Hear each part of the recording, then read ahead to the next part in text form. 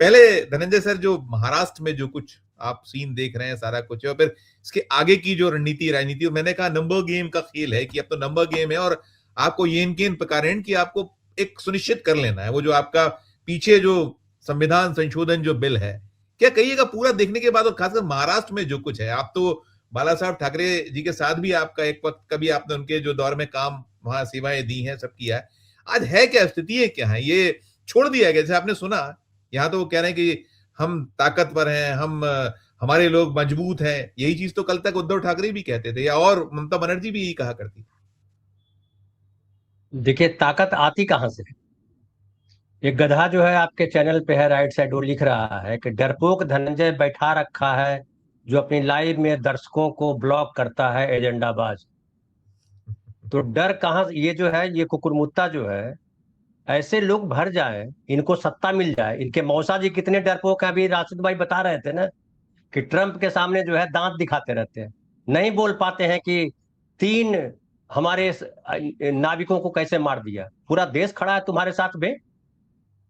सी योगेश, अपने मौसा से पूछो कौन डरपोक है ना? और कीड़े मकोड़ों को घर में नहीं घुसने दिया जाता है, उसको पागल कुत्ते को बाहर कर दिया जाता है, इसलिए हम बाहर कर देते हैं। अब 4 PM वाले तुमको लतियाते नहीं है, वो दूसरी बात, वो तुमको दर्शक मानते हैं। खैर, अब मैं आता हूं मेन मुद्दे पे। देखिए, ताकत आती कहां से?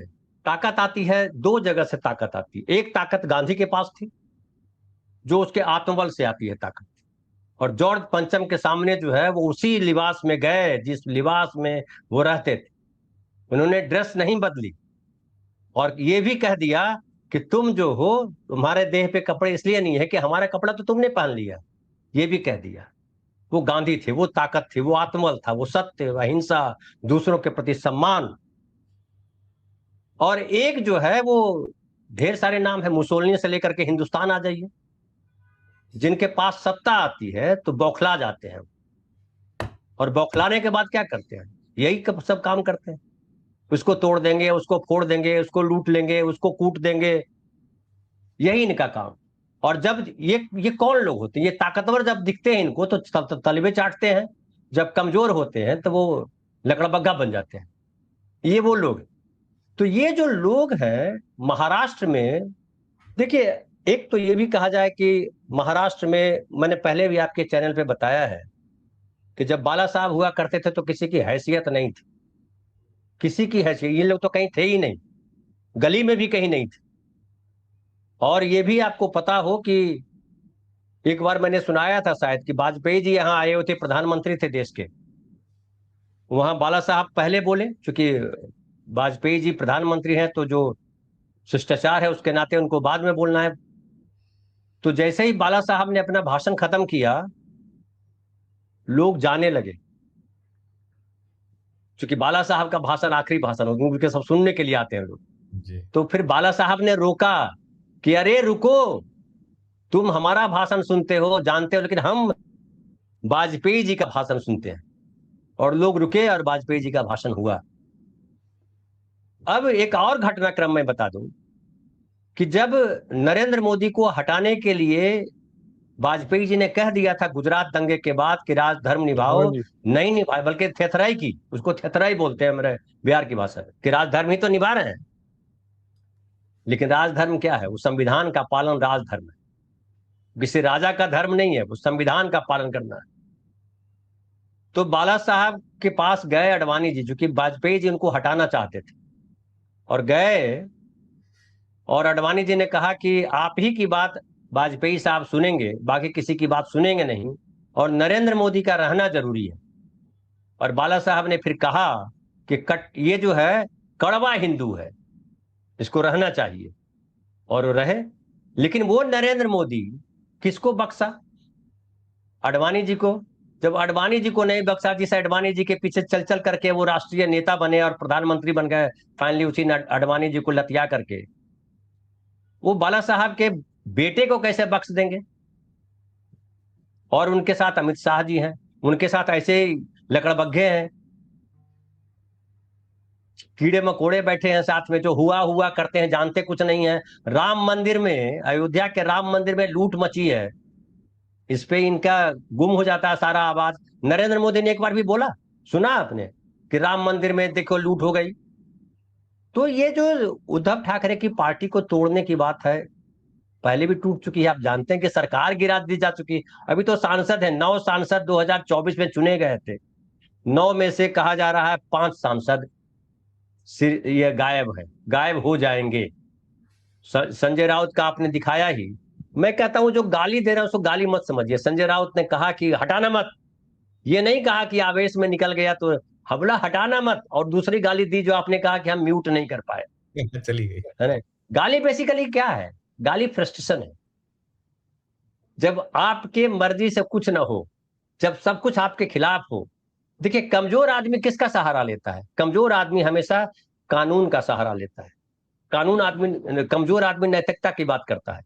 कमजोर आदमी कहता है कि भैया इंसाफ करो। ताकतवर आदमी ये सब नहीं करता, वो इंसाफ की बात नहीं करता है, वो कानून की बात नहीं करता है। वो कहता है हमको ऐसा लग रहा है गड़बड़ है। अभी देखिए, ममता बनर्जी उतरी हुई है कलकत्ता के सड़कों पर हॉकर्स के लिए, कि हॉकर्स के साथ अन्याय न हो। जब ममता बनर्जी 15 साल सत्ता में थी तो हॉकर्स के लिए उन्होंने क्या किया, ये सवाल पूछिएगा तो भक्त आके कहेंगे अरे यार तुम तो उसके खिलाफ बोल रहे हो, या भक्त तारीफ करेंगे अच्छा किया ममता बनर्जी के खिलाफ बोल रहे हैं। हम पत्रकारों की भूमिका किसी के खिलाफ किसी के समर्थन में बोलने की नहीं है। हमारी एग्री। भूमिका है आम आदमी के साथ खड़ा होना। क्योंकि आम आदमी की आवाज जो है वो गुम कर दी जाती है, सत्ता गुम कर देती है आवाज, चाहे किसी की सत्ता हो। राहुल गांधी से भी मिलना क्या आसान काम है आम आदमी के लिए? आम आदमी छोड़िए, क्या उनकी पार्टी के नेता मिल पाते हैं अपनी मर्जी से? तो जो महाराष्ट्र में हो रहा है वो होना है, होने दीजिए। बाकी जो इकबाल भाई कह रहे थे कि फिर से शिंदे मुख्यमंत्री बनाए जा सकते हैं, इकबाल भाई मुझे ऐसा नहीं लगता।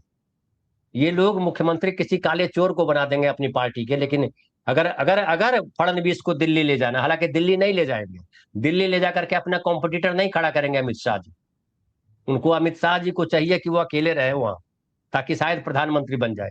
लेकिन बीजेपी, एक त्रासदी है बीजेपी की कि वाजपेयी तो प्रधानमंत्री बन गए, अडवाणी नहीं बन पाए, नरेंद्र मोदी तो बन पाए, क्या रिकॉर्ड तोड़ पाएंगे अमित शाह जी, ये बड़ा सवाल है। तो अब शिवसेना को तोड़े, शिवसेना टूटी हुई है, जमीन पे शिवसेना कहां खड़ी? जो बोल रहे थे साजिद भाई कि जब पुलिस स्टेशन के बगल में जो है शिवसेना का शाखा प्रमुख वहां बैठते थे, उसका ऑफिस होता था शिवसेना का। अब तो राशिद भाई शिवसेना का ऑफिस जो है बंट गया 2 भाग में, बड़ा हिस्सा चला गया है वो शिंदे जी के पास। जिधर सत्ता उधर शाखा।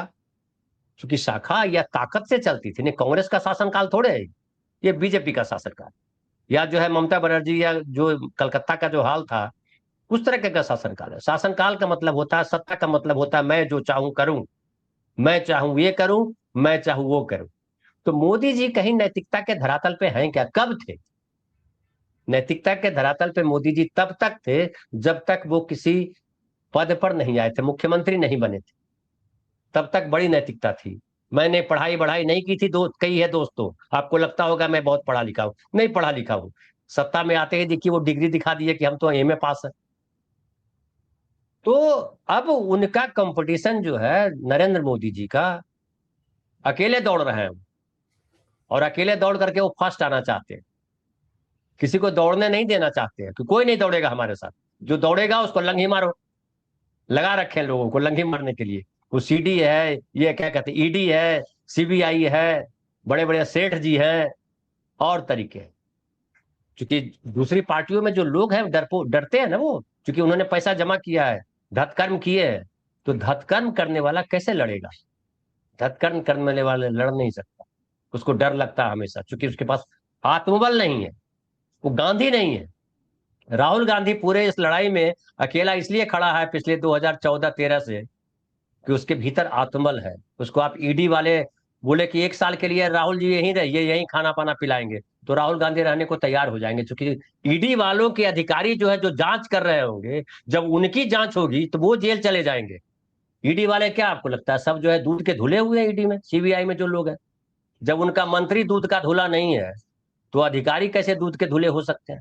और अधिकारी, अब देखिए ड्राइवर जब दूध का धुला नहीं है, राम मंदिर जब जाते हैं तो पता चलता है कि चंपत राय जी का ड्राइवर जो है, जो ऑटो चलाता था, वो दूध का धुला नहीं निकला, कई करोड़ की जमीन खरीदी है।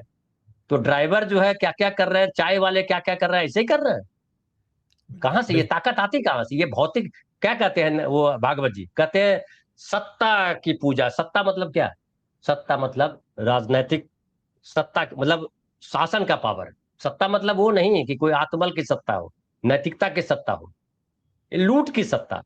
आपके पास सारा तंत्र आ गया है, आप पूरे पब्लिक को जो है भरमाओ, दूसरे को की देशभक्ति जांच करो, लेकिन जब आपसे कहा जाए कि रजिस्ट्रेशन क्यों नहीं कराया है, तो कहोगे क्या हिंदू धर्म रजिस्टर है?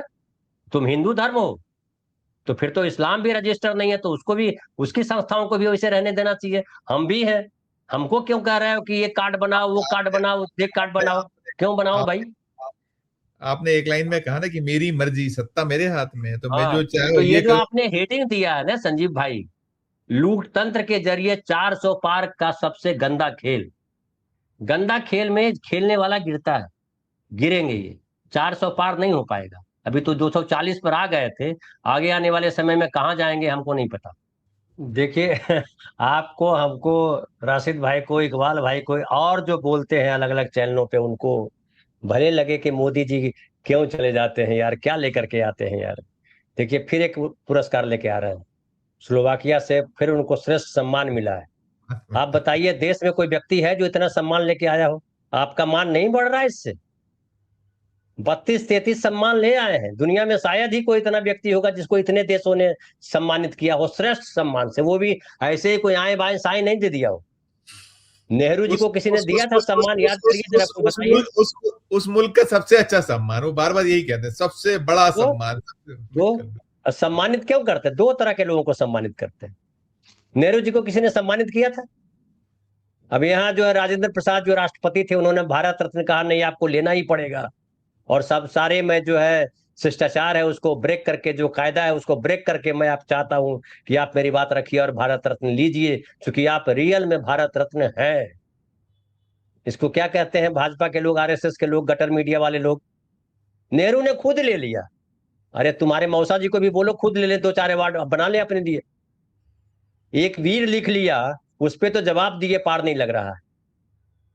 लेकिन क्या है, ये सबक नहीं लेते, इतिहास से ये सबक नहीं लेते हैं। इसलिए सबक नहीं लेते हैं कि ये भले दुनिया को कहते हैं कि हिंदू धर्म हिंदू राष्ट्र बनाएंगे, और हिंदू राष्ट्र पुनर्जन्म में विश्वास करता है, हिंदू धर्म पुनर्जन्म में विश्वास करता है, ये पुनर्जन्म को नहीं मानते।